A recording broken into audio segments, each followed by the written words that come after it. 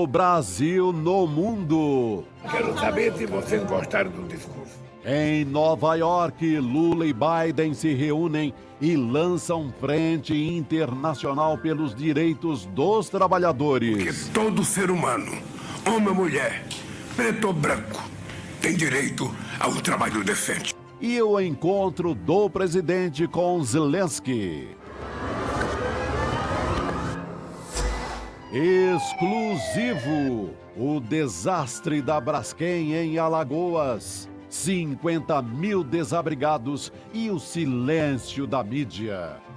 Veja na série de reportagens de Heloísa Vilela. Essa água, ela destruiu o cimento. Destruiu tudo.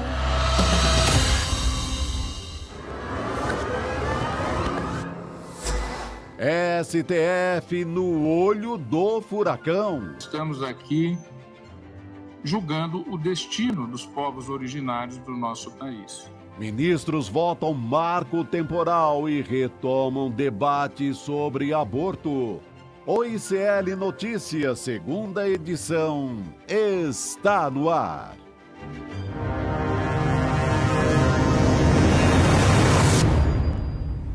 Olá, muito boa noite para você. Seja muito bem-vindo, seja muito bem-vinda ao ICL Notícias, segunda edição. Já estamos no ar para falar de muitos assuntos aqui acontecendo agora, neste momento, reunião de Lula e também com Volodymyr Zelensky. Também teve mais cedo reunião de Lula e Biden, que tiveram ali diversas discussões envolvendo o sindicato, emprego nos Estados Unidos e no Brasil. A gente vai falar sobre tudo isso ao longo do nosso programa. Hoje é quarta-feira, 20 de setembro de 2023. Seja muito bem-vindo, você que nos acompanha. Chico Sá e Chico Pinheiro. Estamos ao vivo. Suaves na nave, nessa nave do ICL que navega em liberdade pelo céu da informação. Meu xará, que bom a gente estar junto outra vez. Que coisa boa, com liberdade. Mercadoria rara. Rara. No mundo do jornalismo. Exatamente, seja muito bem-vindo você, boa noite, que nos acompanha nos canais do Instituto Conhecimento Liberta, também Eduardo Moreira no YouTube, e para você que nos assiste agora de Rio Bonito de Lumiar, Botucatu, Santos, Jacumã, Paraíba, Piracicaba, Recife, Indaiatuba, Canela, Vitória. A gente tem cidade de aniversário hoje? Tem Pará de Minas, ali pertinho de Belzonte, 90 quilômetros de Belzonte. Grande Belzonte. Pará de Minas. Eu quero deixar aqui um grande abraço para os 164 anos de Pará de Minas. Para todos os... Quem nasce em Pará de Minas é o quê? Rapaz. Paraminense. Paraminense, isso aí. Garoto. Porque é Pará de Paraminense. Minas para ficar diferente do estado do Pará, né? Ah, é verdade, faz sentido. Pará, que na língua indígena, não sei se no Tupi-Guarani ou outra língua indígena, quer dizer rio caudaloso, rio grande, né? E está ali, Pará de Minas, perto do Rio São Francisco, que nasce na Serra da Canastra. Excelente. Maravilha. Não tanto, mas perto. Então, um beijo para todo mundo que nos acompanha de lá e de todos os lugares do nosso Brasilzão. Claro, eu já peço para você deixar o seu like aqui para a nossa audiência, também ativar o sininho para não perder nunca o começo das nossas transmissões. Agora, Chico, se tu quiseres fazer o editorial de abertura. Vamos fazer esse hoje, editorial de Caso tu abertura. quiseres, Chico. Se tu quiseres. Vamos voltar a um tema, embora os personagens sejam conhecidos, né?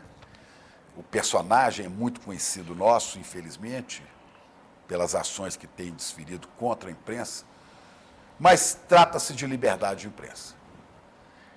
E ontem, né, aparentemente constrangido, naquele auditório da Organização das Nações Unidas, o presidente da mesa diretora da Câmara dos Deputados, o deputado alagoano Arthur Lira, assistia ao discurso primoroso do nosso presidente Lula, motivo de orgulho para todos os brasileiros. Eu não sei, parecia que ele estava um tanto incomodado. Em alguns momentos, tem um vídeo aqui, em alguns momentos ele discretamente aplaudia, mas a cara era essa aí, ó. E aplaudiu também quando o presidente Lula falou de liberdade de imprensa, inclusive citando o caso mais grave dos últimos tempos, que é o caso da censura a Julian Assange. Sim. Vamos ver aqui o trecho que o presidente Lula falou de liberdade de imprensa? Vamos ver?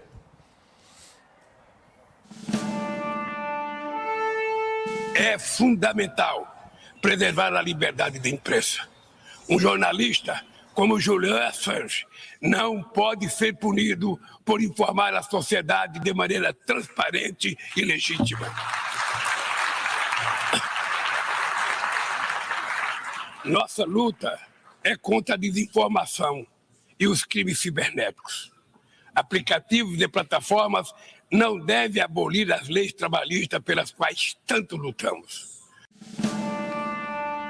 Bom, o presidente falava de liberdade de imprensa e não estamos aqui nos comparando na Julian Assange nem na gravidade do assunto que ele tratou.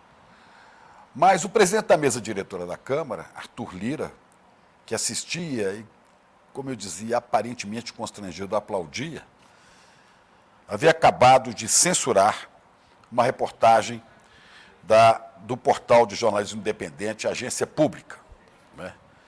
Ele recorreu à 6ª Turma Civil do Tribunal de Justiça do Distrito Federal e o desembargador Alfeu Gonzaga Machado censurou a Agência Pública, a pedido de Arthur Lira. Mandou tirar uma matéria que estava na Agência Pública, que versava sobre violência doméstica. A alegação dos advogados de Lira, ou da advogada, porque uma das advogadas dele é a dona Margarete Coelho, que queria ser presidente da Caixa, né? Justiça do Distrito Federal manda censurar a reportagem, está na Folha de São Paulo hoje, após pedido de Lira. Tira do ar texto da Agência Pública com relato de violência sexual. O parlamentar não comenta. A alegação da defesa de Lira era que o STF, o Supremo Tribunal Federal, né, já havia absolvido Lira do suposto crime de lesão corporal e de violência sexual. O que não procede. O STF não chega a julgar isso. A ex-mulher faz pela primeira vez essa acusação. Então não teria como o STF, o Supremo, julgar uma denúncia que não havia sido feita. Ele se refere a outras denúncias. A outras denúncias da ex-mulher. Do passado. Exatamente. Só que Juliane Lins fez novas acusações, inclusive entrevista exclusiva aqui para nós, aqui do ICL. Exato. Onde ela falava que tinha sido violentada pelo ex-marido, por Arthur Lira, numa crise de ciúmes, aparentemente. Ela falou para a gente aqui sobre isso. Exato. Então foi isso que foi publicado aqui no ICL. Ele meteu um processo contra o ICL, não conseguiu mandar retirar do ar o que a gente tinha publicado, mas conseguiu calar a Agência Pública, o Congresso em Foco, exatamente, um portal de notícias veiculado pelo portal UOL, conseguiu mandar tirar também, censura, mandar tirar, porque eram acusações sobre o comportamento dele. E são novas acusações de fatos que ocorreram, de fato, há muito tempo, em 2006. Esses, como o Chico Sá lembrou, não haviam sido estudados ou apresentados ao Supremo Tribunal Federal. Perfeito, Chico. Essa ação liminar, ajuizada esse pedido de liminar, ajuizado por Arthur Lira, de remoção da reportagem da Agência Pública, esse pedido de liminar do Lira havia sido indeferido na primeira instância pelo juiz Luiz Carlos de Miranda, da 14ª Vara Civil de Brasília, em 3 de julho deste ano, e também pela própria 8ª Vara Civil de Brasília, quando foi novamente analisado e indeferido, em decisão indeferido, dia 20 de julho, pelo juiz Leandro Borges de Figueiredo. Só que ele entrou novamente com esse pedido, e então o desembargador Alfeu Gonzaga Machado concedeu a liminar, autorizando a censura à Agência Pública. Então, a gente abre com esse protesto contra o presidente da mesa diretora da Câmara. Ele não é exatamente o presidente da Câmara, mas também conhecido como vice-rei do Brasil, porque tem o centrão na mão e faz chantagens em cima do governo de Luiz Inácio Lula da Silva. ou você me cede o que Centrão pede, me dá a Caixa Econômica Federal de porteira fechada, com 12 vice-presidências, ou não passa nada aqui no Congresso, vocês não governam.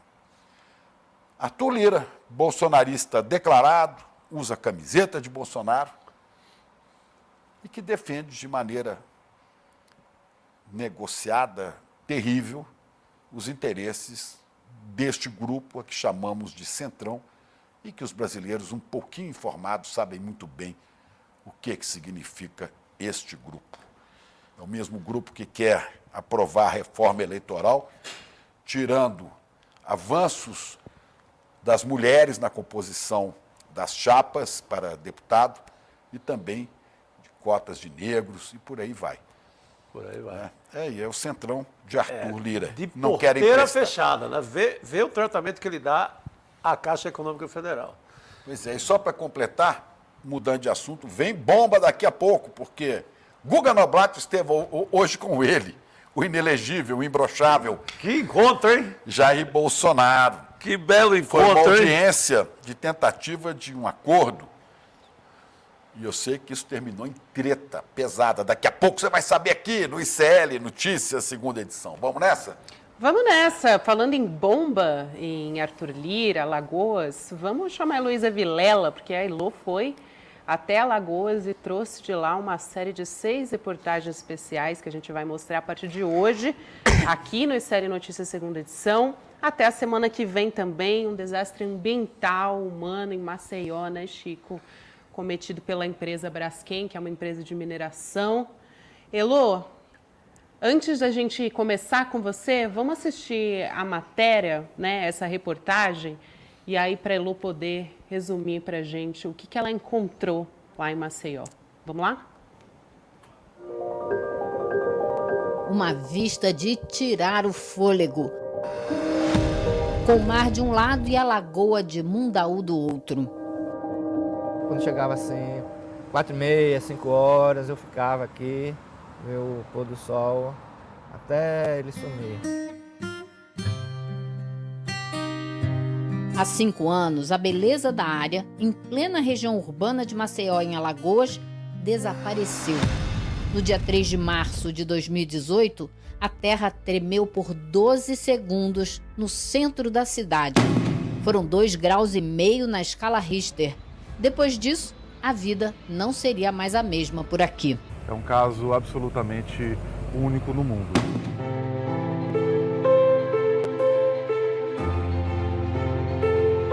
São 5 bairros com mais de 50 mil pessoas que foram obrigadas a sair daqui ao mesmo tempo. O motivo? A mineração. Os impactos da mineração em área urbana, quando geralmente atingem, são em pequenos povoados, núcleos urbanos menores, mas não atingindo uma área metropolitana como essa aqui, que é no caso de Maceió. O centro de Maceió, área mais antiga da cidade, está assentado sobre minas de salgema, uma espécie de pedra de sal que fica sob o solo. Com o salgema, dá para fazer cloro, soda cáustica, ácido clorídrico e até bicarbonato de sódio. Além disso, ele entra na fabricação de remédios, em indústrias como a de papel, celulose e vidro, e até em produtos de higiene, como sabão, detergente e pasta de dente. Ou seja, é uma pedrinha valiosa. Em Alagoas, uma única empresa detém o direito de extrair salgema do solo: a Braskem.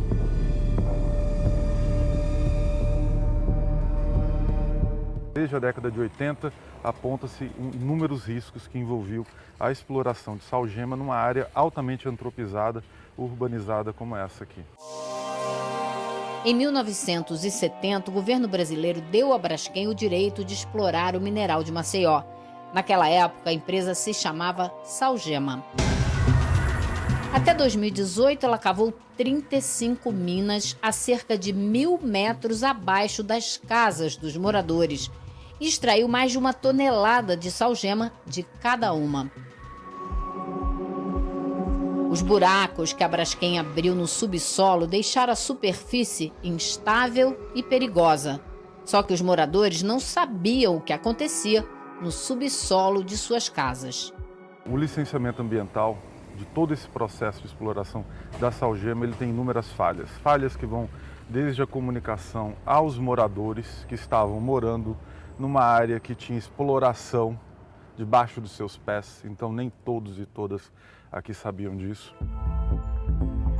Diego Freitas Rodrigues é doutor em ciência política e coordenou, na pós-graduação da Universidade Tiradentes, o estudo sobre as consequências do abalo. Foram mais de 50 mil pessoas que foram expulsas de suas casas.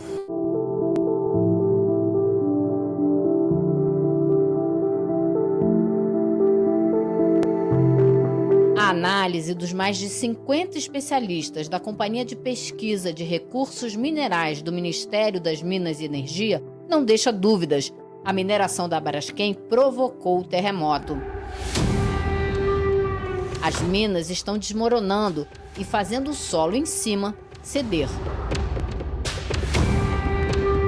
Moradores foram forçados a sair da região e, na hora de brigar pela indenização, entram em jogo os intermediários. Um desses moradores prejudicados permitiu que a gente divulgasse a conversa dele, mas com medo pediu para não ser identificado. Tem um cidadão aí querendo comprar a dívida dos outros, entendeu? Recentemente, um grupo de advogados reuniu famílias para comprar com um bom desconto indenizações que ainda não foram pagas. Cerca de 70 moradores foram levados a um clube da cidade de Maragogi para fechar o negócio. Um homem dava o caminho das pedras. Eles fazem uma proposta para a pessoa, se eu tenho 100 mil para receber, ele vai me pagar 60. E os outros 40, eu vou assinar a procuração para quando esse dinheiro sair, o dinheiro ser dele. Quem conduziu tudo foi Marcelinho Cabeção. Ele não é político, não é nada, mas tinha gente, assessor, como se fosse assessor dele, entendeu? Marcelinho Cabeção é um velho conhecido da Justiça de Alagoas. Ele aparece no processo da Operação Taturana, aquela em que a Polícia Federal flagrou deputados alagoanos embolsando o dinheiro da Assembleia Legislativa. Um deles era Arthur Lira, na época, primeiro secretário da Assembleia. Nas páginas 103 e 117 do processo da Taturana, Marcelo Cabeção aparece como agenciador financeiro da falcatrua e agora, no caso da Braskem, como coordenador da exploração na reunião de Maragogi. Um detalhe, o prefeito de Maragogi, um dos mais famosos polos turísticos de Alagoas, é primo de Arthur Lira. O último acordo fechado com a prefeitura chegou a 1 bilhão e 700 milhões de reais em indenizações. Esse valor, ele é um valor alto? Depende da referência. E vai ser destinado a quê? A grande pergunta é, vai ser destinado a quê e quem controla esse valor? Quem vai controlar? É a prefeitura? E aí eu não tenho como deixar de dizer que estamos numa prévia de ano eleitoral. 1 bilhão e 700. Tem que ter controle público sobre como esse recurso, que deveria ser uma indenização, ele vai ser destinado. A Assembleia Legislativa e o prefeito de Maceió já decidiram. Quem vai definir o destino dessa verba é a prefeitura.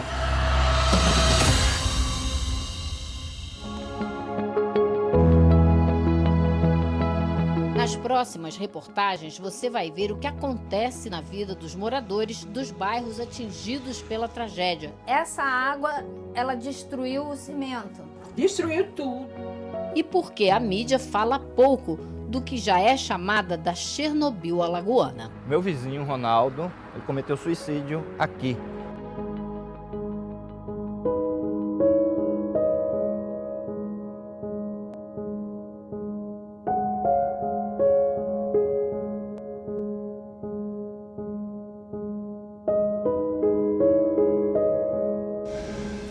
O ICL fez contato com a Braskem para esclarecer as questões levantadas nesta reportagem.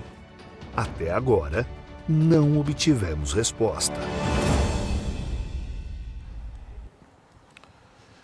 E agora a gente volta aqui, antes da gente falar sobre o caso Braskem, matéria exclusiva de Heloísa Vilela, que você só assiste aqui no ICL Notícias, não é à toa, todo mundo comentando no chat. Que reportagem, hein? E realmente.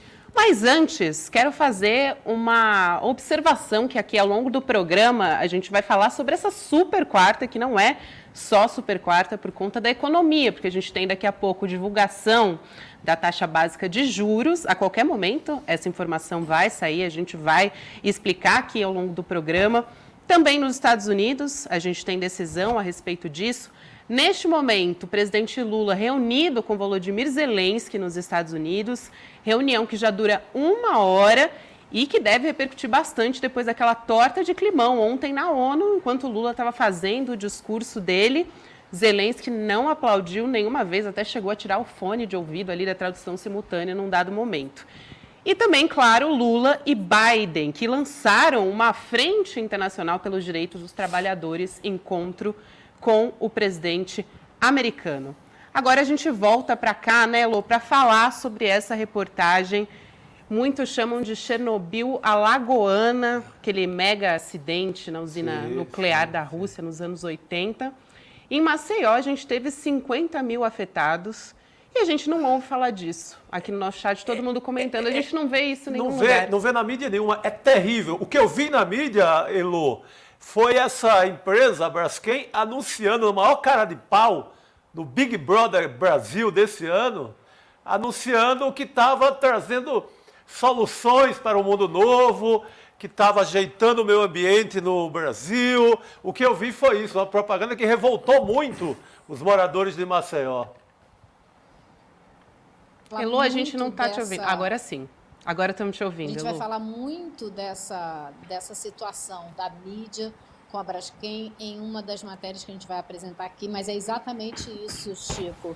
Houve uma revolta enorme em Maceió por causa justamente dessa tentativa da Braskem de comprar a imagem de uma empresa sustentável, verde, bacana, apesar do desastre que ela provocou, que ao contrário de Chernobyl, não foi um desastre de um dia, um acidente que aconteceu, não foi um desastre que estava no planejamento, porque já se sabia que isso podia acontecer. E foram anos de trabalho ali sem tomar nenhuma providência. Então, é justamente isso que precisa ser discutido e que aparentemente vai ser discutido numa CPI no Senado que está para ser instalada. E eu estou em contato com a Braskem hoje, durante a tarde, falei com a assessoria de imprensa da Braskem várias vezes, eles me prometeram que vão me enviar respostas às nossas perguntas, mas hoje não conseguiram enviar ainda, e durante os outros dias em que a gente exibir as matérias, a gente vai dar as respostas da Braskem aqui.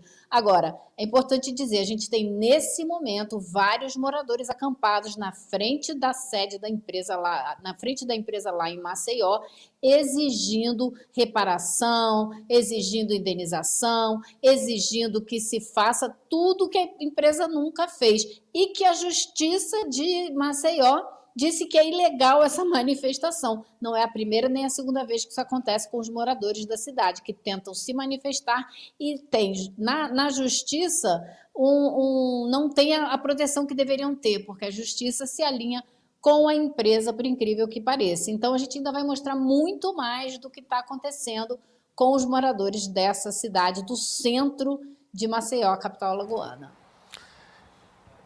Elô, você está falando da Braskem, o Brasil devia ter isso pode gerar até uma CPI, mas eu sugeriria, se eu pudesse, que a gente fizesse uma CPI de mineradoras.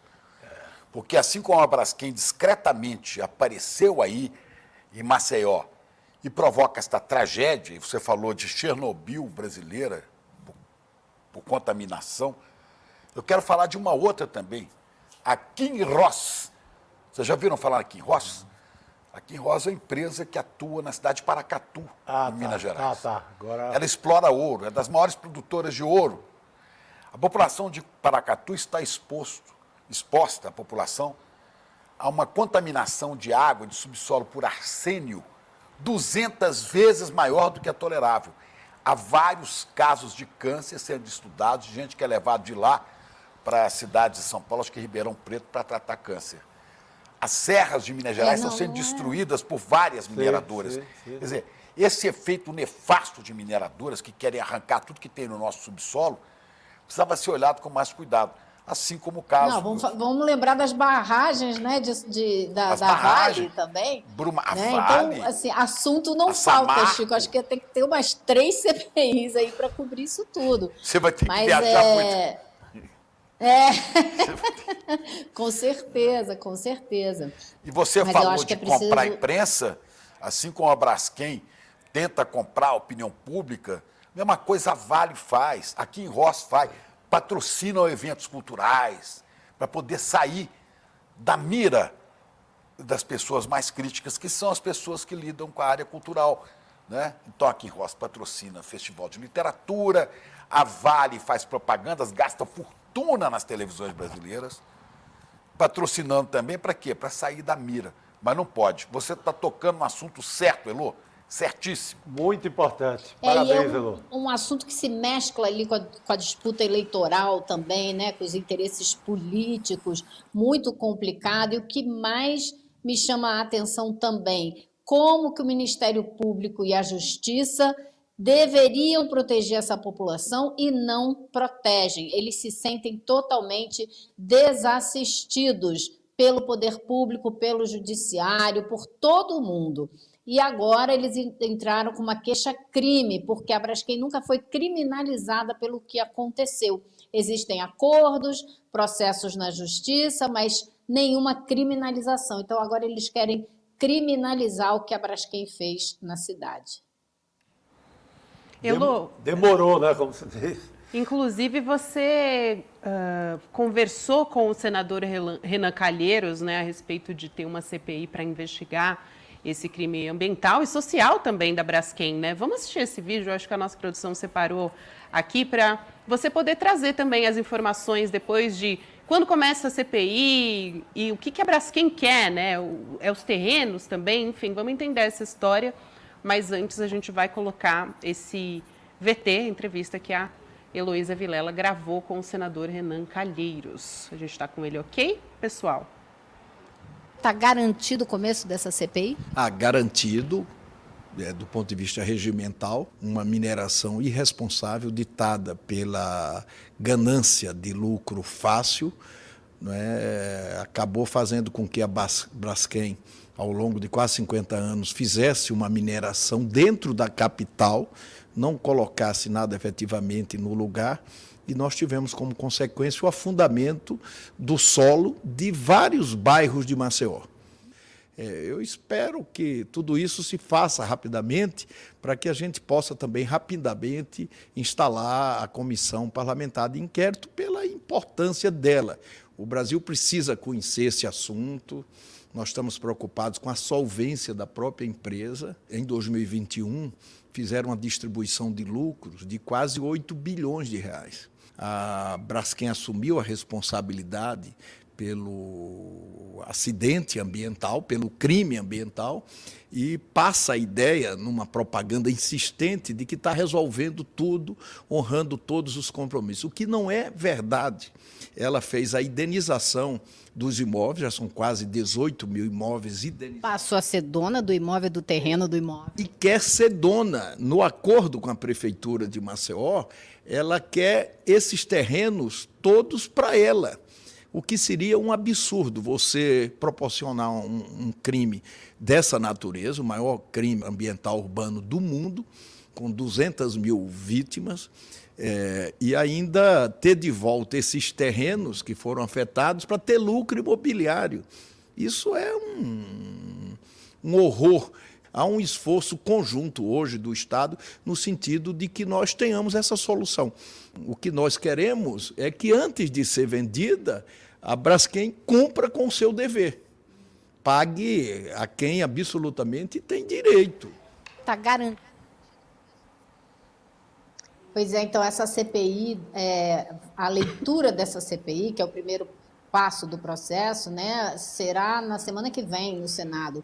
As assinaturas já estão todas recolhidas, são mais de 40 assinaturas, o mínimo necessário são 27, e ela será no Senado e não naquele show de horrores que a gente vê na Câmara, quando é uma CPI na Câmara dominada por aquela turma que vocês já conhecem, né? Então vai ser no Senado, promete ser mais civilizada, e o objetivo é justamente, entre outras coisas, levantar qual é a real situação da Braskem, quanto que ela vale, porque na opinião de muita gente ela já não vale muita coisa, está tentando passar adiante o seu passivo, escondendo os problemas sérios que ela ainda tem que resolver e distribuindo lucros, como falou o senador aí, distribuindo dinheiro como se fosse uma empresa que está nadando em lucro, e a gente sabe que ela tem ainda muitos problemas pela frente, por isso a urgência de resolver e de avaliar essa situação da Braskem lá em Maceió. É isso aí. Só para pontuar, o ICL fez contato com a Braskem para esclarecer essas questões que foram levantadas nessa reportagem da Heloísa Vilela, mas até agora a gente não teve resposta. Elô, vamos falar sobre esse encontro que está acontecendo agora entre Lula e Zelensky? Acabou nesse momento. Acabou agora, Acabou então. esse encontro. Então, informação de momento, a gente mais acabou de uma hora de encerrar. Encontro, né? Acho que essa é a primeira informação vital. E eu queria ser uma mosquinha para ver como é que foi, mas a gente ainda mais depois de ontem, né, Lô? Poxa, foi um encontro esperadíssimo, porque Lula só tinha conversado com Zelensky por videoconferência, a primeira vez que eles se encontram pessoalmente, existia muita pressão para que isso acontecesse. Agora, não deve ter sido uma conversa fácil, porque a gente sabe que o Zelensky sempre quer. Ele quer mais armas, ele quer apoio à ação armada da Ucrânia, coisa que o governo brasileiro se recusa a fazer e continua se recusando. E fala de construir um diálogo, de construir a paz, que é absolutamente incompatível com fomentar a continuidade dessa guerra. Então, deve ter sido uma conversa bastante interessante. Pois é, bastante interessante, e a gente teve também, você quer comentar, Chico, a Não, respeito disso? era só o Lula tinha dito que ia abrir as orelhas ali, ia só ouvir, né? Porque ele já tinha se colocado à disposição para falar com o Zelensky naquela viagem anterior dele, e o Zelensky caiu fora. Sim. Né? Nós, os jornalistas, estamos atentos a essa questão, a gente condena, sim, né, a invasão do Putin a outro país. O Putin não vale uma roela. Agora, olha no Zelensky, que não é o paladino da justiça, nem da defesa do próprio país. Está fazendo o jogo de interesses da indústria armamentista. Enfrenta um desgaste sem tamanho no próprio país, né, com os conterrâneos. E queria armas até do Brasil. E sabia de antemão que o Brasil não cederia. Tanto é que o presidente Lula hoje, antes dessa reunião, teria dito que ele estava indo lá para ouvir, que ele não tinha muito o que dizer. Porque o Zelensky é que estava querendo que ele aceitou o convite para a reunião e quer lá conversar com ele sobre o que ele quisesse falar.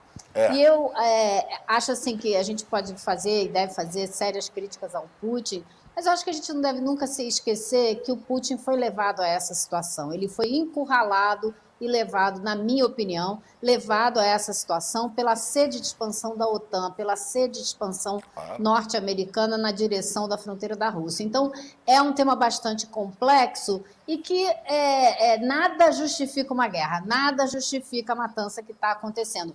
Mas existem motivos para que essa guerra tenha começado? Existem. E aí a gente abre um leque mais complexo. Eu acho que existe uma compreensão na diplomacia brasileira a esse respeito. Eu conversei muito sobre a guerra da Ucrânia com o ministro Celso Amorim, embaixador Celso Amorim, quando ele ainda não estava no governo, quando a gente ainda estava sob a égide do ex-presidente Jair Bolsonaro. E eu acho que ele tem essa compreensão também. Ele condena a guerra veementemente, condena a invasão, mas analisa os motivos que levaram a essa guerra. E aí eu não sei como é essa conversa, né? Porque a gente sabe que ele tem uma presença e uma ascendência muito forte na política externa brasileira. Então, não sei como foi essa conversa. Ele estava lá presente com o presidente Lula e com o ministro das Relações Exteriores, e acho que vai sair muita coisa disso aí, porque uma hora de conversa não é oi, como vai e até amanhã, né? E Vamos tem imaginar todo um contexto, né, essa história aí de Lula e Zelensky, porque em maio era para eles terem se encontrado ali na cúpula do G7, aí depois o governo brasileiro falou que Zelensky atrasou, não compareceu à reunião, já ficou um mal-estar ali. Aí ontem a gente teve a história da ONU também, que Zelensky não aplaudiu o discurso de Lula. E já tinha uma série de declarações, até do próprio presidente Lula, que agora está numa posição, inclusive, fez um discurso bastante neutro ali, mostrando que tem outros conflitos no mundo, para além da guerra de Rússia e Ucrânia, que precisam ser olhados também, mas agora também não diz mais, não coloca mais Zelensky como responsável pela guerra, né? Ele mudou completamente o tom e acho que isso é muito positivo também para as relações do Brasil. A Elô tocou num assunto muito importante ali, né? Que não vou dizer que justifique, mas a gente compreende a situação de aperto que ia caindo de cima da Rússia quando as linhas da OTAN vão avançando. Ora, havia, vamos só lembrar isso, havia lá no final do século passado, né, nos anos 90, um acordo que as linhas militares da OTAN seriam retiradas, assim como o Pacto de Varsóvia, que eram a fronteira militar dos países do leste, os países comunistas, também com a queda do muro, com o fim da União Soviética, acabaria. De fato, o Pacto de Varsóvia acabou. Só que a OTAN não retirou as suas linhas, ao contrário, aumentou, botou mais de 30 novos países como membros da OTAN e foram chegando na fronteira russa. Imagine se existisse o Pacto de Varsóvia e se aderisse, estou falando uma hipótese, vamos supor que o México aderisse ao Pacto de Varsóvia e na fronteira ali no Rio Grande, na fronteira com os Estados Unidos, instalasse bases. Meu Deus do céu. Os Estados Unidos teriam invadido o México no dia seguinte. Né? É só para fazer exercício. Essa analogia é fundamental, Chico, que você está fazendo. Fundamental para as pessoas entenderem o que é o sentimento do lado de lá da fronteira da Ucrânia, como a Rússia vê esse avanço da OTAN na direção das suas fronteiras. Vou dizer de novo, não justifico guerra alguma, porém, existiu uma promessa que foi feita lá atrás para o Gorbachev, nem mais 1 centímetro, eu acho que é o que eles diziam. E foi justamente o contrário que aconteceu. Os Estados Unidos permitiram e incentivaram o avanço em direção à fronteira. Outra coisa que é importante lembrar, houve uma chamada Revolução Maidan na Ucrânia em 2014. Revolução essa que a gente sabe, alguns estudos mostram, que foi totalmente patrocinada, financiada pela CIA. A gente conhece essa história de trás para frente e de frente para trás. E por que a CIA queria fazer essa revolução, fomentar essa revolução lá? Para ter um aliado ali do lado da Rússia. Então, assim, geopolítica é fogo, né, gente? Não é fácil, a brincadeira, o joguinho de xadrez internacional não é moleza. E também não tem nenhum bonzinho, né? Então, a gente chegou nessa situação que eu acho que, nesse ponto, eu concordo inteiramente com a posição do governo brasileiro. Não tem nada que patrocinar, se envolver e alimentar essa guerra. Tem que continuar no discurso da paz, que é o que interessa ao sul global, é o que interessa aos países da África, é o que interessa a todo mundo que não está diretamente se beneficiando desse incentivo ao gasto em armamento, que é um desastre para o planeta. Chega, gente, a gente precisa cuidar do clima, a gente precisa cuidar da sobrevivência da espécie humana nesse planeta, e não vai ser fomentando guerra que a gente vai chegar lá. Pois é. OTAN vista daqui, nos olhos dos outros, é refresco. Quero ver. Fica do lado de lá para ver o que é. Você vê a OTAN chegando com suas tropas, com suas armas, né? Já chegando ali na Finlândia, já ocuparam vários países que pertenciam ao bloco soviético. Quer dizer, isso aí tem que ser visto. Quando o presidente Lula fala numa nova ONU, num novo Conselho de Segurança, em reformar coisas, é exatamente para que você tenha uma visão mais justa do que é o planeta, que são as relações globais. Né? E isso não quer ser visto. Se o Zelensky entrasse na do Lula lá atrás e tivesse, vamos negociar, bom, perderia a Crimeia, já estava perdida, essa não vão recuperar. A Crimeia, inclusive, fez um plebiscito, se declarou mais russa do que ucraniana. Mas iria se discutir isso e milhares de vidas seriam poupadas. Mas o artista do momento, o Zelensky, também não quis conversa. Contava com a OTAN por trás dele, com armas do Ocidente, com os Estados Unidos. Só passou o chapéu para ter mais armas. Apoio estadunidense, vamos partir para cima. O Putin parte para cima do lado de lá. E eu sei que quem paga a conta são os civis. A população. A população que perde. E o mundo inteiro, né? Porque você teve uma crise de energia gigantesca, a Europa está pagando preço caro. A África, por causa de alimentos, grãos, né, que eles exportam, então eles compram da Ucrânia e da Rússia, está pagando um preço caríssimo também. Houve um problema no mundo inteiro consequência dessa guerra. Então, assim, não dá mais para esse tipo de confronto ser a solução de diferenças entre países. Não tem condição disso acontecer mais no planeta Terra. Pois é, e o Zelensky ontem, no seu pronunciamento lá na ONU, né, chegou a reclamar que dava fraco o apoio de países do Ocidente. Ele queria mais. E do Brasil ele queria armas. Quando ele sabe que não ia ter, e o Lula acho que imaginou, ele vai pedir a arma, nós não vamos dar mesmo, aí o Lula falou, não, eu vou lá ouvir. Não sei, essa reunião durou mais de 1 hora, né? Mais de 1 hora, 1h10 minutos, então, bastante longa. E né? com a habilidade que o Lula tem desde o seu tempo de sindicato de negociar, pode ser que a gente veja avanços por aí. A gente ainda não tem informação sobre o tom que foi a reunião, mas é fato que foi uma reunião bastante longa e a gente espera que tenha, que não seja infrutífera, né? Quem sabe o menino Zelensky cresça, duvido, amadureça. Duvido, mas... Pois é. Vamos apostar. Duvido também. Ele vai continuar na piada sem graça de comediante que se tornou presidente, né? Realmente, acho que não vai mudar. Eu gostaria muito de ver uma mesa de negociação, mesmo que fosse aquelas mesas longas de Moscou, mas que ficasse aí o Putin, lá o Zelensky e o companheiro aqui no meio. Agora fala você, vamos ver como é que nós vamos chegar no acordo. O companheiro hoje teve uma reunião muito interessante com o Biden, né, gente? Porque Luísa. Eu estava olhando a conversa toda e os dois falaram mais de uma vez além do tempo regulamentar que estava estabelecido. O Biden até no final fala, o meu staff já deve estar ali arrancando os cabelos, porque a conversa continuava. O Biden falou, o Lula falou, aí o Biden falou, não, deixa eu falar mais uma coisa, apesar de não estar no script, ou sei lá como foi que ele se referiu. Aí o Lula complementou, e eu achei interessantíssimo. Claro, é como a gente falou a respeito do discurso da ONU. Uma coisa é discurso, a outra é fato, realidade. Porém, a gente nunca viu os presidentes do Brasil e dos Estados Unidos se sentarem para conversar com uma pauta especificamente a respeito dos direitos e das necessidades dos trabalhadores.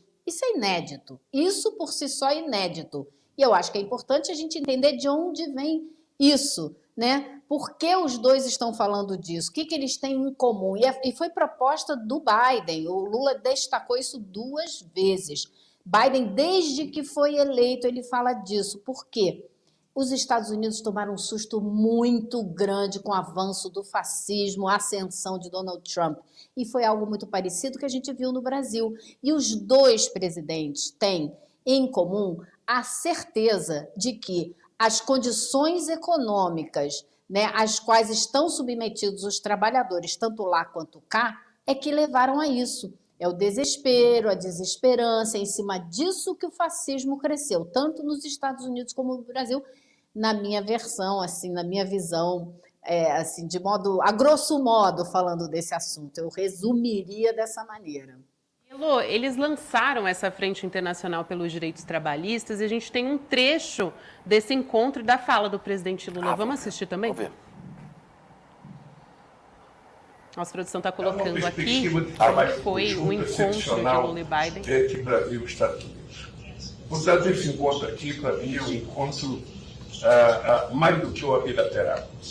É um renascer de um novo tempo na relação Estados Unidos e Brasil. Uma relação de iguais, uma relação soberana, mas uma relação de interesses comuns em benefício do povo trabalhador, do seu país e do meu país. Presidente, nós sempre estamos tentando convencer as pessoas ricas que quanto menos pobre existir na humanidade, melhor ainda será possível.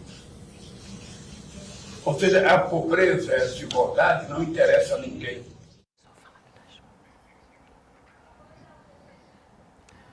Antes da gente voltar a falar sobre isso, só quero dar um aviso rapidinho de que o Banco Central reduziu a taxa básica de juros em 0,5%. A gente tem juros que foram para 12,75%. Daqui a pouquinho a gente vai falar sobre isso, Chico. Mas vamos falar sobre esse tom, né, da conversa de Lula e Biden. Eu vou contar uma coisa aqui que eu não tinha revelado. Durante a campanha, tive alguns momentos com o presidente Lula, durante a campanha à presidência. E ele falando sobre o trabalho, né, e lembrando das conquistas dos trabalhadores, desde que ele assumiu a liderança sindical no país. Sim. Conquistas muitas que foram derrubadas, né, depois do golpe de 2016, no governo Temer, com a reforma trabalhista. Exatamente. Parece até que o objetivo era esse. Era esse, era tomada aqui, né? Então, o Lula falava mais ou menos isso, né? Olha aí, o que o neoliberalismo criou agora? Criou isso, a precarização completa. O cara trabalha no aplicativo de motorista, seja Uber, seja 99, sei lá o que, essas coisas que tem aí, que a gente usa, inclusive. Sim. Né? A Uber toma, às vezes, mais de 30% do cara. Não existe nenhum negócio no mundo que renda 30%. O cara negocia, ele cuida de um aplicativo. Ele leva um balcãozinho lá. O sujeito trabalha 12 horas dirigindo o seu carro, aí o Lula falava, ele leva 4 horas no bolso. Depois de 4 horas de trabalho, é que o sujeito começa a faturar para si. Agora, se ele tiver um acidente, ele não tem seguro, ele não tem plano de saúde, ele ficar sem o carro... Não. Mas é o cara que já não tem o outro trabalho, porque a informatização de tudo tirou muitas pessoas do trabalho. Eu cansei de pegar Uber dirigido por advogado, por engenheiro da Petrobras, no Rio de Janeiro. Né? E o presidente Lula falava também, e esses pobres que andam aí nessas bicicletas e motos da iFood, o pobre vai pedalando, vai sentindo o cheiro de uma comida que ele não vai poder comer. É tudo tão absurdo, né? E sem nenhuma garantia, sem nenhuma segurança do trabalho. Clandestinidade total. Né? Nada. E há uma coisa de interesse desse neoliberalismo e também não nos iludamos, também da China, que também tem interesse em manter esse tipo de coisa. É contra isso que eu acho que o presidente se reuniu, né, Elô? Com Biden. Então, existe uma coisa que converge entre os dois muito, né? O Biden, desde que começou o governo dele, ele condena o que nos Estados Unidos ficou conhecido como trickle-down economics. O que é isso? Foi estabelecido no governo Reagan e Margaret Thatcher na Inglaterra, e justamente é o neoliberalismo ali no toco. A ideia é o quê? Você deixa o pessoal lá de cima ficar bem rico, porque aquilo vai transbordar, eventualmente vai melhorar a vida de todo mundo. E está provado que não deu certo. E ele disse com todas as letras, isso não funcionou, isso não deu certo, essa realidade não existe. Então é contra isso que ele vem se batendo também. Agora, achei interessante os dois presidentes falarem de direitos trabalhistas, porque isso é uma coisa que a gente não ouve nos Estados Unidos. Não existe. A lei trabalhista lá talvez seja meia página. E aqui a gente destruiu as nossas leis trabalhistas no governo passado. Então, é interessante pensar como que eles vão lidar com isso, como que eles vão atacar esse problema. Eles vão promover a sindicalização, vão promover a mudança nas leis trabalhistas. É de se pensar, porque o Biden disse, o país só melhora. Ele falou, a Secretaria do Tesouro americano fez um estudo que deixa muito claro que quando os sindicatos estão envolvidos nas discussões, a qualidade de vida, o nível de vida da população melhora e a economia melhora. Então, eu achei que foi assim, uma conversa rara, né? Rara da gente ver e bastante interessante. Resta saber como será a aplicação disso na realidade, né? Em que isso vai se transformar de verdade. Exato, Elô. E como vai ser a reação do Brasil? Eu estou me preparando aqui para ver, já a partir de agora, o empresariado liberal brasileiro vai chamar o Biden de comunista. Lula ele já chama, mas vai chamar o Biden de comunista. Imagina. Fala de sindicato. Camarada Biden, junto, né? O camarada Biden estava junto com Lula e com a CUT. E falando de sindicato. Comunista. Então, amanhã eu só quero ver o editorial do Estadão. Vai ser chamando de comunista para cima, né? Agora, é muito interessante isso, né, Chico? Eu estava conversando hoje com a professora Denilde Rousaker, que é professora de Relações Internacionais, e ela diz que foi um acordo muito astuto de como os dois governos encontraram ali um ponto em comum para discutir, né, para fortalecer essa relação bilateral. Porque, né, Lô, tem vários pontos ali que Estados Unidos e Brasil não concordam ou então que pisam um pouco ali, vamos dizer assim, né, no calo dos Estados Unidos. Ontem o Lula falou de Julian Assange, né, que foi preso por conta dos Estados Unidos, de Cuba é ótimo, né? Cuba, criticando o embargo dos Estados Unidos. Sim. Então, nesse sentido, foi um ganho muito grande para o Brasil essa iniciativa. Foi um golaço, assim. Todo mundo avalia como realmente um sucesso. A gente tem que prestar atenção também que foi o Biden que propôs. Né? Exato, então, por que o Biden está propondo isso? Ele sabe que é um ponto de convergência possível, ele quer uma aproximação com o Brasil, ele não quer que o Brasil fique voltado só para o BRICS e só para o desenvolvimento das relações do Sul global. Existe toda uma estratégia nisso aí, né, que não é à toa. Os Estados Unidos não querem perder a influência na América Latina, eles sabem que existe um movimento muito grande de comércio, de investimento em infraestrutura que a China está fazendo, tanto na América Latina como na África. E os Estados Unidos começaram a correr atrás do prejuízo, porque com todos esses acordos de FMI, Banco Mundial, o resultado concreto para esses países é quase nada, não ficam com um porto, com uma estrada, com uma ferrovia, nada disso. E a China está fazendo tudo isso. Então, existe aí um jogo político muito sério acontecendo e o governo americano foi bastante esperto, bastante astuto. Eu concordo muito com o que ela te falou, Gabi, porque foi lá procurar um ponto de convergência para poder costurar uma aproximação maior com o Brasil. É isso, e também um momento muito difícil para Joe Biden, né? Vale a pena ressaltar também. Câmara dos Estados Unidos marcou a primeira audiência sobre impeachment para a próxima semana. Quer dizer, então não é um momento muito bom para Biden, né, Chico Pinheiro? Joe Biden deve estar falando assim, my dear friend Lula, dá um help aqui para enfrentar aquele Trump outra vez, né? O Biden deve estar se articulando ali. Agora, o Brasil fica numa posição muito privilegiada. Primeiro que tem um grande presidente, estadista, espertíssimo, né? Como Lula, experiente.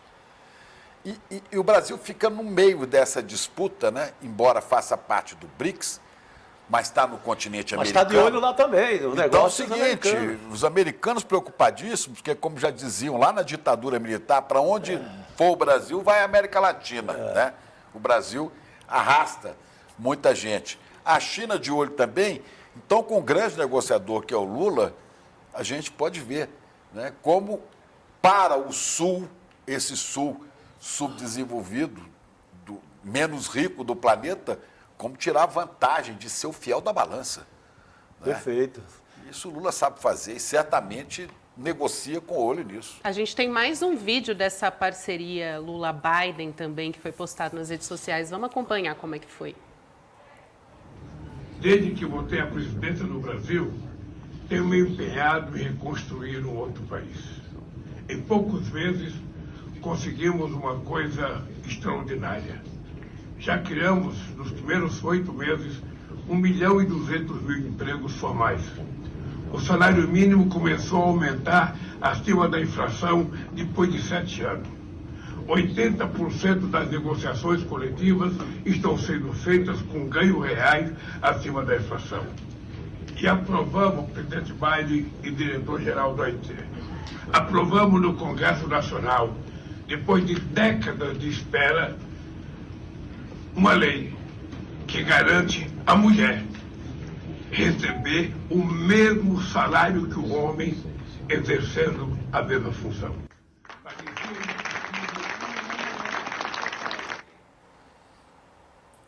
Ele falou para o Biden também da reforma tributária. Ele falou que conseguimos passar na Câmara, em menos de 8 meses de governo, uma reforma tributária. O Biden, naquela hora que eles estavam sentados um ao lado do outro, né? O Biden até começou a aplaudir. Engraçado. Exato. Que foi o mesmo discurso dos encontros com empresários americanos agora, do Haddad, do Lira, do Pacheco, o papo era todo esse. Né? Mas o Lula é tão genial, né, que o Obama teve que, em determinado momento, dizer he's the guy. Ele é o homem, ele é o cara, né? Ele é o cara. Agora, um democrata. Agora, um dos caras que mais sintonizava com Lula era o Bush, o George Bush. Bush conversava com Lula, o Lula conversava com maior facilidade com ele. O Lula sabe transitar nisso. O Lula tolera o Lira e consegue aprovar a reforma tributária. Tá bom, custa aí uns ministérios. O Lula fazia o sindicalismo de resultados. O Lula fazia o sindicalismo de resultado, inclusive com ele, né? Com todos os presidentes. E estava dando de novo. Apesar de eu achar que às vezes fica muito caro. Só podemos aliviar o preço disso. Caro demais. Só tem caro financeiramente, caro politicamente. Porque é um dinheiro que vai irrigar os rincões dessa gente, que vai transformar o Congresso em algo ainda pior na próxima eleição. Um perigo seríssimo. Elô, mas o presidente Lula não tem como mais fazer. O que ele precisa é de respaldo das mentes progressistas deste país. Esses deputados do Centrão, esse Arthur Lira, ele só tem medo de uma coisa, é de povo na rua. Então, quando as entidades sociais, os movimentos sociais se organizarem e tomara que ocupem as ruas antes da eleição de prefeito no ano que vem, esses caras começam a sentir a água bater no bumbum deles. E eles se viram, entendeu? Claro, era para. Mas eles estão correndo soltos. Esse caso da Caixa, Chico, você tocou num ponto seríssimo. Tem que ter reação. O caso da Caixa, né, Elô, que é o que se apresenta agora como mais imoral, porque é abrir as porteiras para o Centrão entrar e pegar a grana. Você foi brilhante nisso. É o curral, é porteira fechada, é o curral. Esse caso é como evitar isso? Eu acho que aí só uma baita reação popular. Inclusive fechar a porteira. Aqui, então, não tem outra forma. Tem que pressionar na rua. Tem que pressionar. Isso aliado com algo que o governo está tentando fazer. Primeiro que está adiando essa decisão, está enrolando aí, né? Porque daqui a pouco não tem mais motivo para dar nada para o Lira, porque já resolveu tudo que tinha que resolver na agenda política desse ano. A outra coisa é que ele estabeleceu um critério técnico e tem que ser uma pessoa de carreira. Então, o Centrão está com uma dificuldade enorme de arrumar. Por quê? Você vai colocar alguém ali que é de carreira para a pessoa passar a boiada do Centrão, com os colegas todos vigiando, vai ser mais difícil. Então, isso também é uma estratégia que está sendo adotada pelo governo para ver se consegue segurar um pouco as pontas e não permitir que a Caixa vire somente o banco do Lira, para ele fazer o que bem entender. Gente, acabou de sair uma informação, só voltando aqui a discussão novamente para o encontro de Lula com Volodymyr Zelensky, de mais de 1 hora. O ministro das Relações Exteriores, Mauro Vieira, ele deu uma declaração ali rapidinha sobre esse encontro, disse que o encontro foi amigável e que os dois vão continuar dialogando pela discussão da paz. A gente tem esse vídeo da frase, né, da declaração do ministro Mauro Vieira a respeito do encontro. Vamos assistir? Zelensky tiveram uma reunião, uma longa discussão, num ambiente tranquilo, amigável, em que trocaram informações sobre cada um dos países e a situação do mundo neste momento.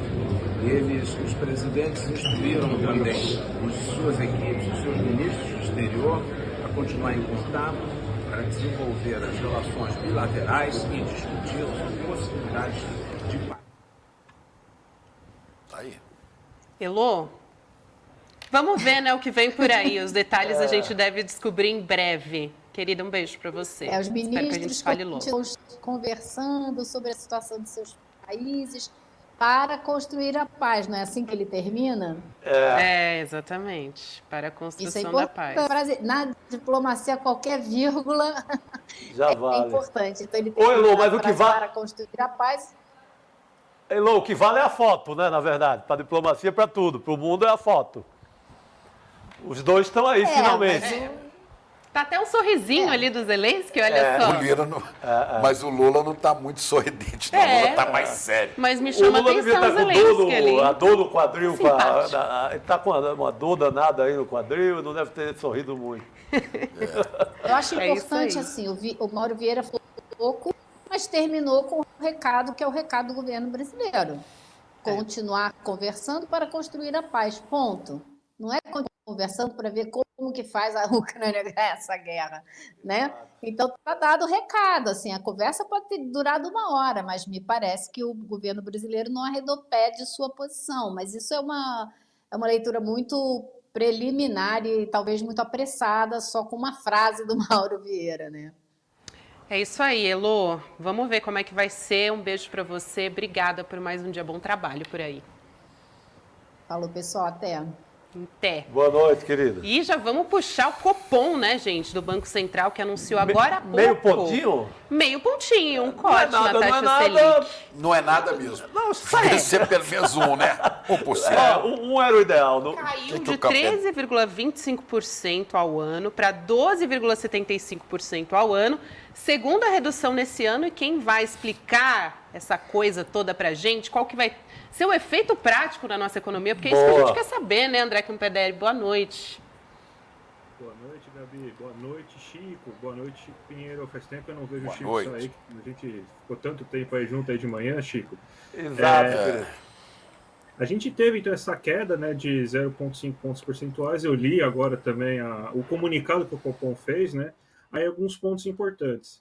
Ele está sinalizando, primeira coisa, que a queda deve persistir ainda esse ano, e também está sinalizando que durante o ano de 2024 não deve encerrar o ritmo de queda da taxa Selic. Então, a gente vai ter então a queda, não sabe se ainda no ritmo de 0,5 ponto percentual até o final do ano, pelo que está sendo colocado lá no comunicado, parece que está garantido. Então, esse é o primeiro ponto importante. E eles estão falando um pouco de questão de inflação de serviços, que deve olhar um pouco uma questão dessa. Aquele economês de sempre lá, para tentar fingir que eles estão redigindo alguma coisa de verdade, não meter o copia e cola que eles sempre fazem, né?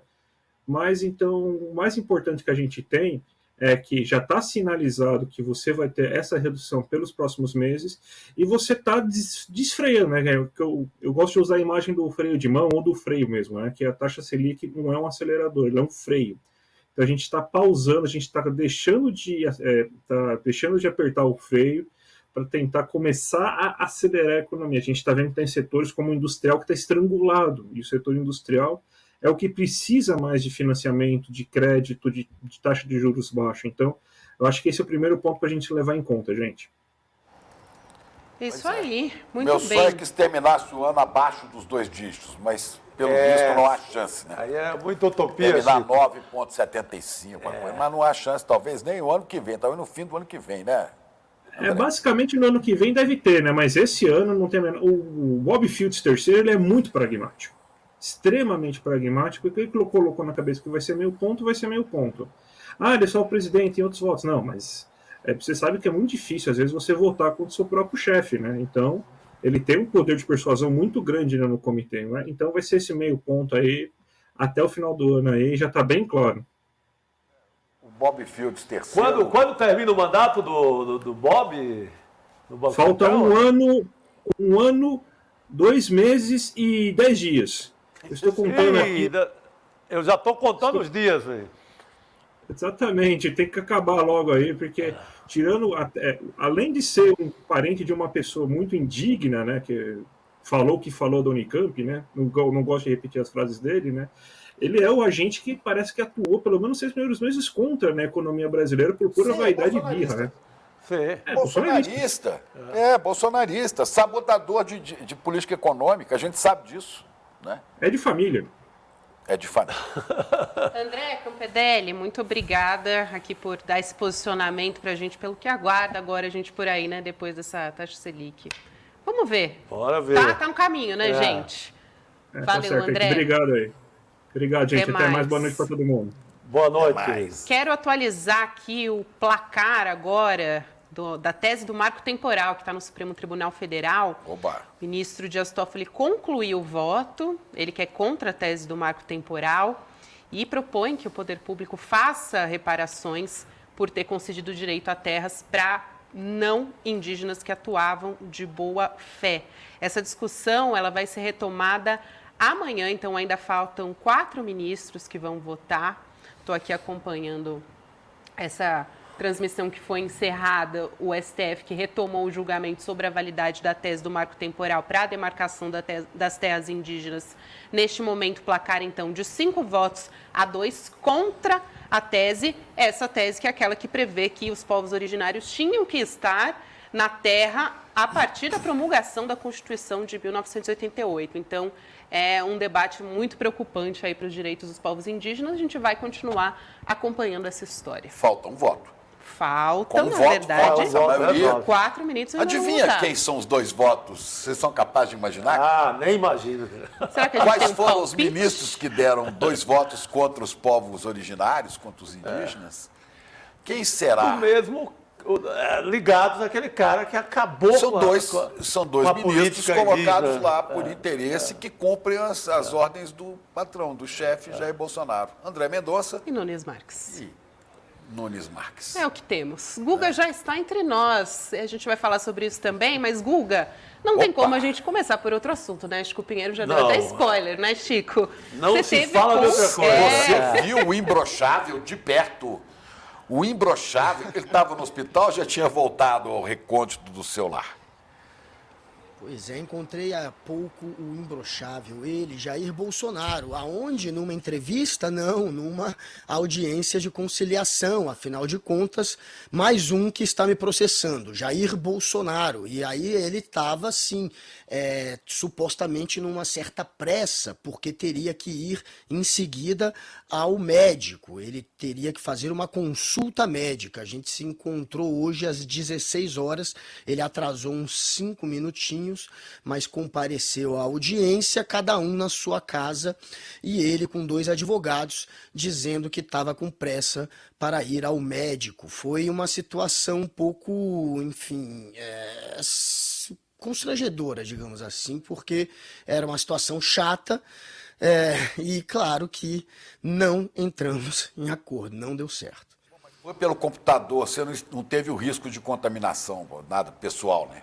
Ser contaminado por nada, né? Ótimo. Olha... Agora, como é que foi esse encontro? O que foi dito? Qual foi a proposta? Então, na hora que começou a audiência, o juiz me perguntou, né, qual que seria a proposta. E aí eu perguntei para a defesa do Bolsonaro. Eu falei, olha, são eles que estão me processando, sou eu que tenho que entender se tiver alguma proposta, eles é que precisam fazer. Aí o advogado disse, olha, a gente mandou um e-mail, ele não respondeu, eles de fato me mandaram um e-mail pedindo para eu apagar 2 posts e eu não teria respondido. E aí foi a hora que eu disse, de fato vocês me mandaram um e-mail com 2 tweets, mas o processo, vocês arrolaram outros 5 tweets. Eles me mandaram um e-mail, vendo se eu ia apagar, eu não apaguei. Aí depois eles me processaram por outros tweets, que não são esses 2 que eles me mandaram por e-mail, porque era tão frágil o que eles me mandaram por e-mail, que eu acho que eles desistiram, e aí eles saíram caçando e-mails antigos, tweets. Eram tão fracos os tweets que eles apresentaram neste e-mail para mim, que eu acho que eles deixaram de lado e depois saíram pescando tweets antigos meus. E eles selecionaram 5 tweets. O problema é que 2 ou 3 já passaram do prazo de validade para ele poder me processar. Mesmo assim, ele colocou no processo. Então, nesse momento, eu falei, vem cá, mas vocês estão me processando pelos tweets do e-mail? Não, vocês estão me processando por outros tweets.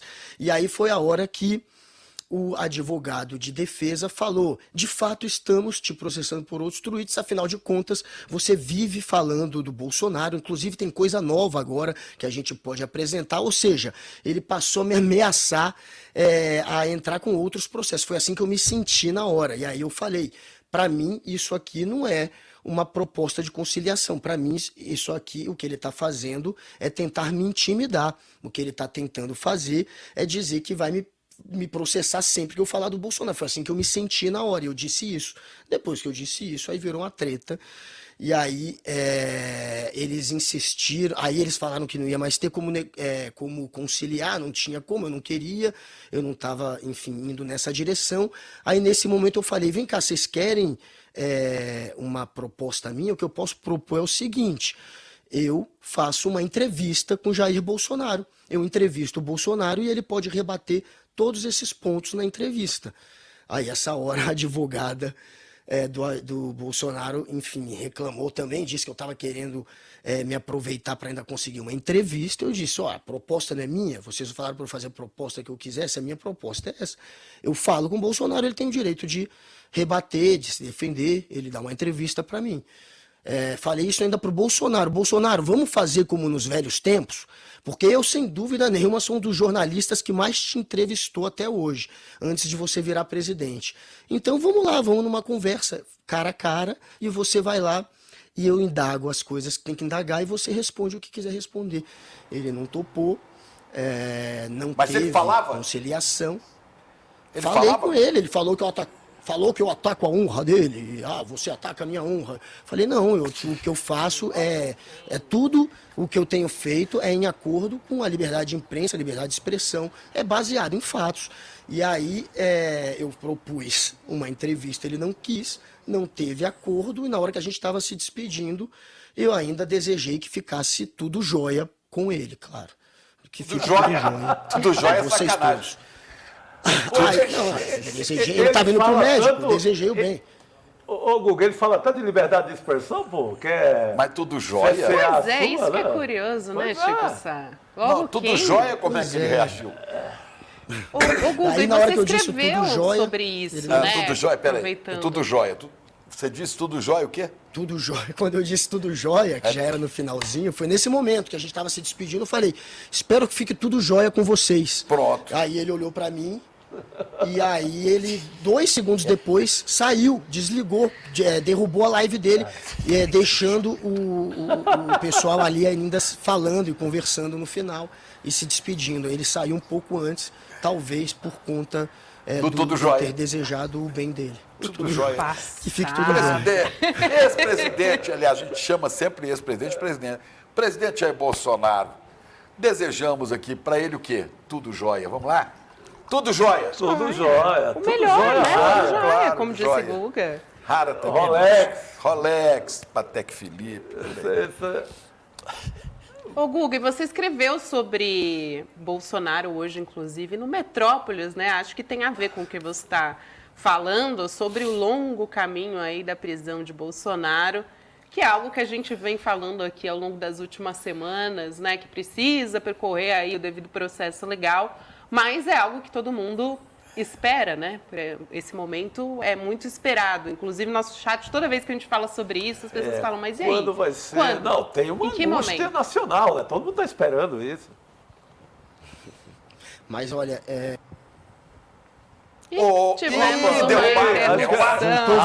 Voltei. Olha só, hein, Achei que as forças ocultas tinham te derrubado. Vamos nessa. Foi quase isso. Mas olha, vai demorar. Não deve ser em breve a prisão do Bolsonaro, pelo menos se a delação do Mauro Cid de fato for aquela que foi por hora vazada para a imprensa. Pelo que saiu por enquanto da delação do Mauro Cid, ela pode até em parte ajudar a postergar a prisão de Jair Bolsonaro. E aí, neste texto, eu ouvi a opinião do Bruno Salles, o grande Bruno Salles, do Prerrogativas, que de vez em quando até aparece aqui no ICL. Eu conversei com o Cacai, o Antônio Carlos de Almeida, o Cacai, o grande advogado de Brasília, o mais famoso de Brasília, provavelmente. Eu conversei com o Lênio Streck também, que participa muito aqui do ICL, e com o Marco Aurélio, que é do Prerrogativas e que está cotado para virar ministro da Justiça, no lugar do Flávio Dino, e todos, fora o Lênio Streck, todos os outros 3 foram nessa direção de, olha, não tem nada neste momento que indique que Bolsonaro pode ser preso, ele está ajudando, ele não está obstruindo, ele não está coagindo testemunhas, e a delação do Mauro Cid, da maneira como foi contada ali, ele até isenta o Bolsonaro em alguns pontos. Ele diz que a gente fez a venda, mas a gente achou que a venda era imoral, não era ilegal, que podia vender. Aí o Bruno Salles até entra na questão jurídica da da possibilidade ou não da venda, que antes tinha um entendimento que poderia se vender um item personalíssimo, e esses itens até valiosíssimos, dependendo do momento, poderia ser visto como personalíssimo. Hoje não pode, mas por ter essa discussão jurídica, ele acha que o advogado César Bittencourt está explorando muito bem, o Bruno Salles, no caso, acha que ele está explorando muito bem isso, e que ele está conseguindo encontrar uma saída para, quem sabe, evitar a condenação tanto do Mauro Cid quanto do Bolsonaro. E o Mauro Cid, que assume a questão da vacina, diz que fez isso para ter um salvo-conduto para a família.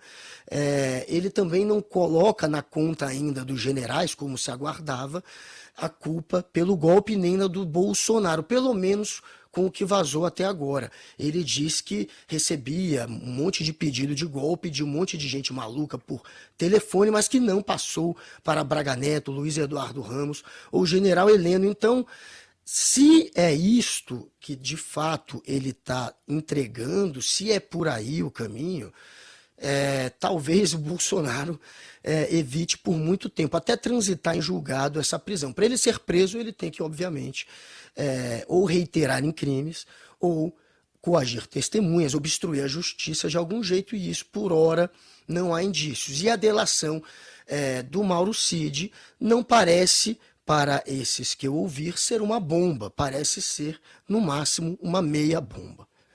Ô Guga, peraí, mas tem uma coisa. Não é a delação de Mauro Cid que pode incriminar o Bolsonaro. Há várias investigações da Polícia Federal.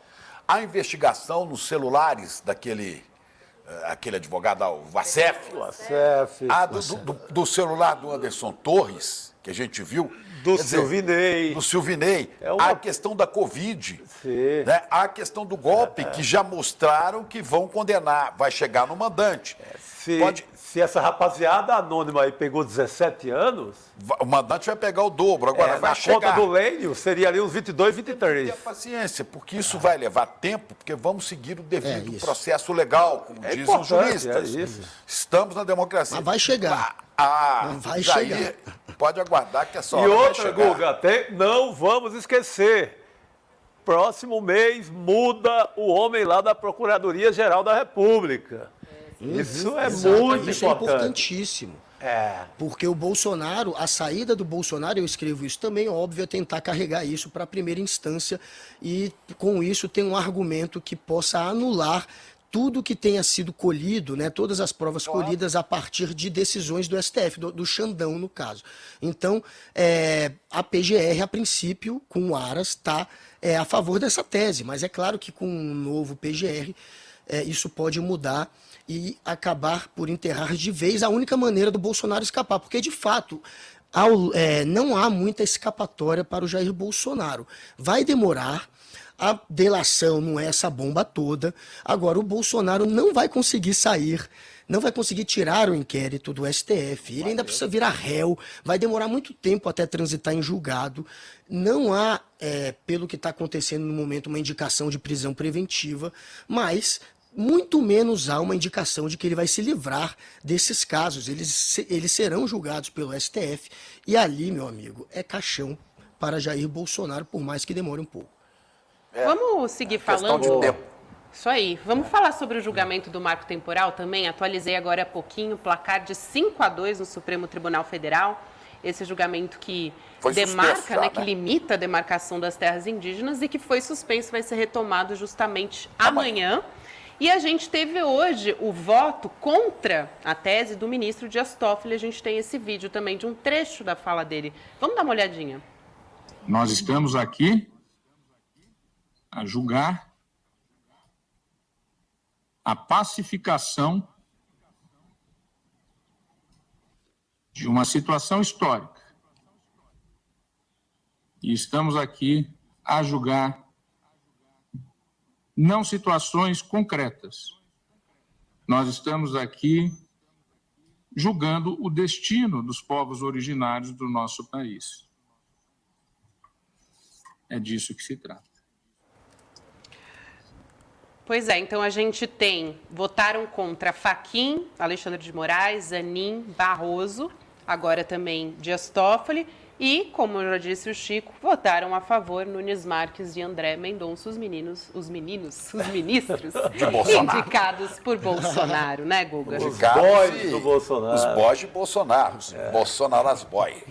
Inclusive, o Guga, aproveitando, já passo para você poder comentar as duas coisas, porque teve hoje, na Comissão de Constituição e Justiça do Senado, o adiamento também para a semana que vem da votação do relatório do marco temporal, né? E aí tem uma questão entre STF e Senado para ver quem que vai decidir realmente sobre o marco temporal. E aí tem toda uma discussão jurídica, né? Quando um sobrepõe ao outro, é um imbróglio bastante complicado, né, Guga? Pois é, no fim das contas, quem vai decidir vai ser o STF e vai ser o Lula, porque se por acaso não há indícios de que vai ser feito de uma maneira tão rápida quanto deseja a bancada ruralista, essa questão do marco temporal ali dentro do Senado, já está sendo enrolado ali, mas mesmo que passe antes da conclusão do STF, o que não vai acontecer, teria o Lula para vetar isso. A pressão no Lula vai ser grande, o Lula vetará. Óbvio que o Lula vetará, não consigo imaginar outro cenário. Agora, dentro do Congresso Nacional, o marco temporal, essa tese, a bancada ruralista, a Frente Parlamentar Ruralista, que é quem está tocando isso lá dentro, eles tiveram de fato o apoio do Arthur Lira, eles conseguiram evitar que o assunto passasse por determinadas comissões, o que acabou acelerando todo o processo. Lá no Senado, eles não contam com o apoio do Rodrigo Pacheco nesse sentido.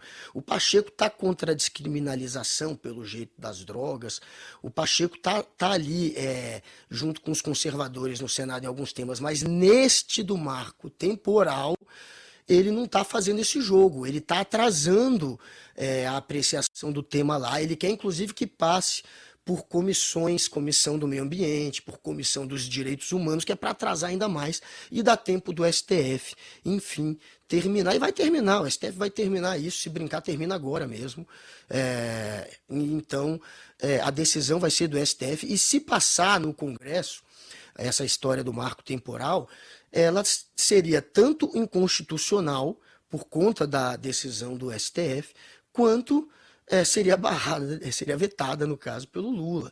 Então, a Sônia Guajajara, que é a ministra dos povos indígenas, ela já dá como certo que o marco temporal será enterrado, e no STF ela aposta, uma aposta até pessimista, eu acho que vai ser por um placar mais largo, ela aposta em 7-4 contra o marco temporal.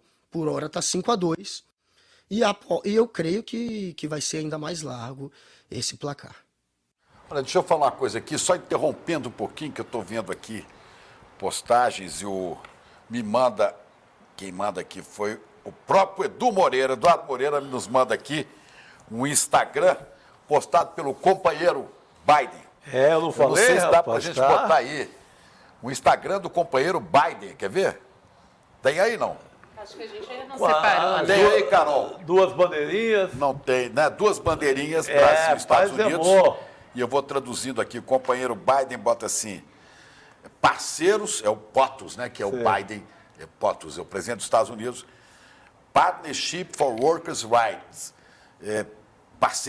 parceiros pelos direitos dos trabalhadores, né? E ele fala, hoje o presidente Lula e eu temos orgulho de anunciar a parceria pelos direitos. Olha aí. Vou levantar aqui para ler. Eu vou tentando traduzir aqui, parceiros pelos direitos dos trabalhadores, e o Putin, o Biden, escreve. Hoje POTUS, o presidente Lula... POTUS para Putin apareceu. POTUS e Putin.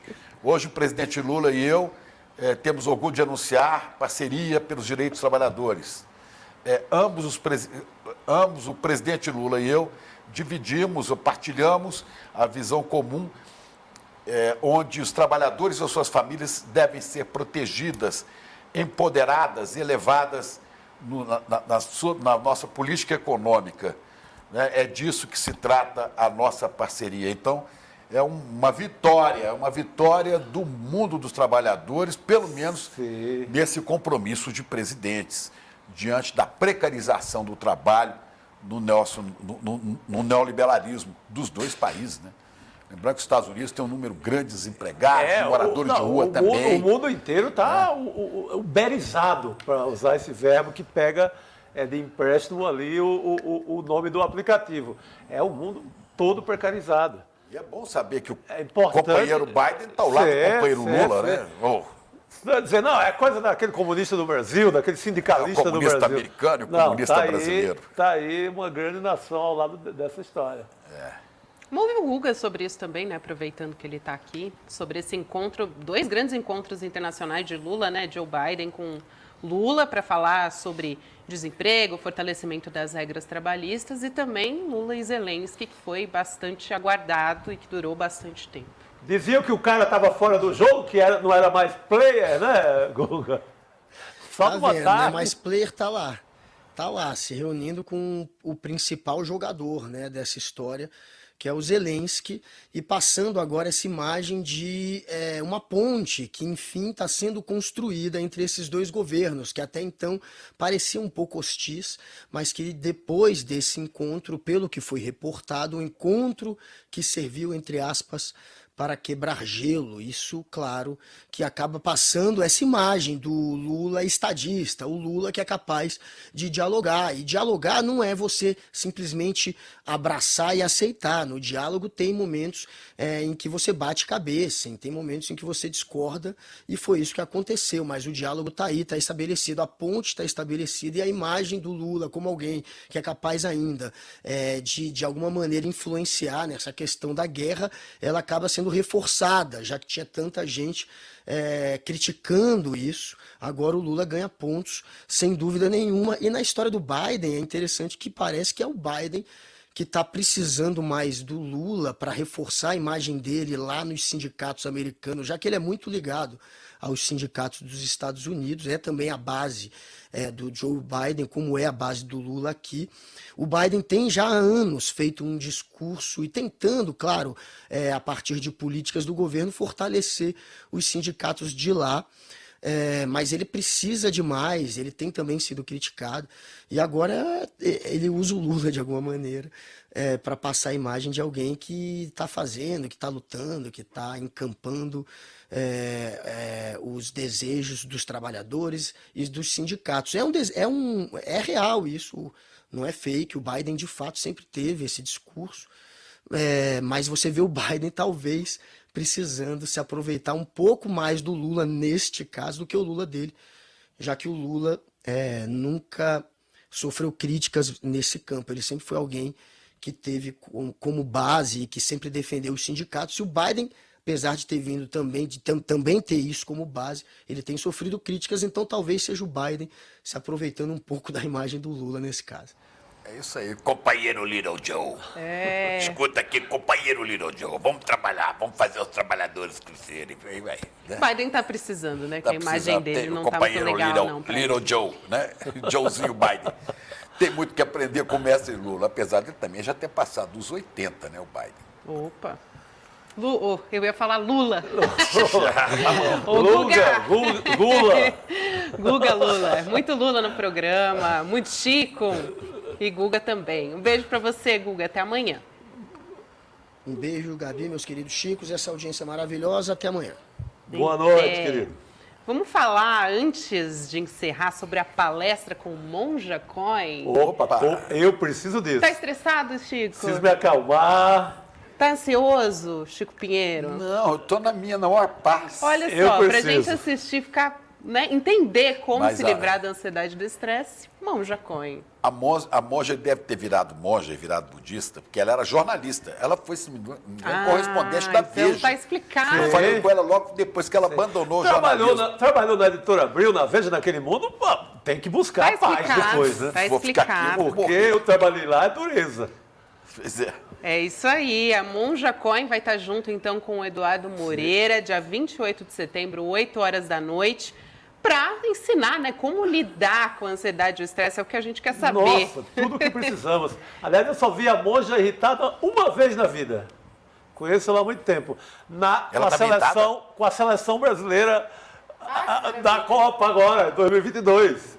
Quando perdeu, nossa, ela ficou irritada. Ela ficou chateada. No mais, essa paz total que tanto precisamos. É isso, né? A gente tem muito a aprender com ela.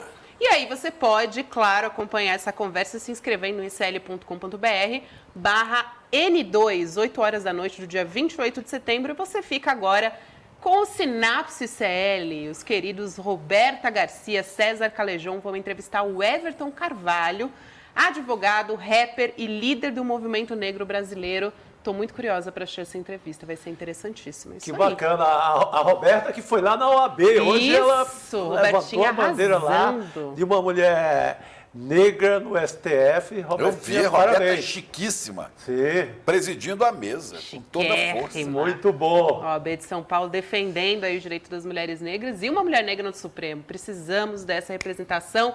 Roberta, obrigada por essa e por todas. Um beijo, bom programa para vocês, gente. Até amanhã. Bora. Tchim-tchim. Tchim-tchim. Aí, jornalismo corajoso e independente, está lá. Monja Coen tem ajudado a desmistificar estigmas e a combater a intolerância religiosa no Brasil. As armas que Monja Coen tem, os ensinamentos budistas e o amor. No dia 28 de setembro, uma quinta-feira, às 8 horas da noite, ela vai dar uma palestra aberta e gratuita para todo mundo que faz parte da comunidade do ICL. Para você participar, é só clicar no link aqui em cima ou aqui embaixo e gratuitamente, em poucos segundos, você vai estar inscrito. Clique agora, se inscreva e vamos participar dessa aula sobre como vencer o estresse e a ansiedade. Todos precisamos desses ensinamentos. Até lá!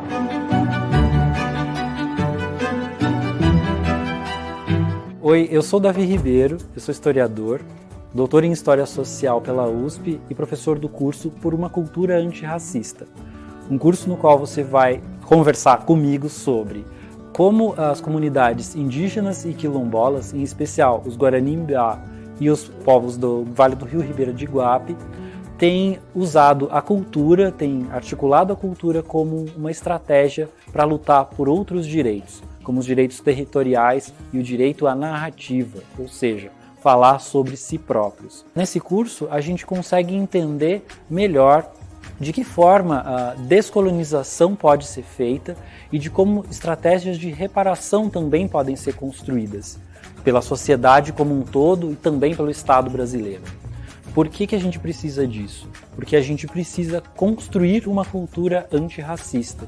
Porque a cultura ela foi uma das áreas mais mobilizadas há séculos para construir uma noção de quem está acima e quem está abaixo em termos de humanidade. Então, para a gente poder superar essa história, essa narrativa, essa desumanização promovida pelo colonialismo e pela escravidão, a gente precisa construir essa cultura antirracista e nada mais, nada melhor do que essas populações indígenas e quilombolas para nos ensinarem que caminho seguir e de que forma isso pode ser construído. Se inscreve aqui no ICL e tem acesso a esse curso e a diversos outros cursos que vão te ajudar a refletir sobre diversos assuntos, diversas questões que são muito importantes para a gente construir uma sociedade mais justa, mais igualitária, mais humana.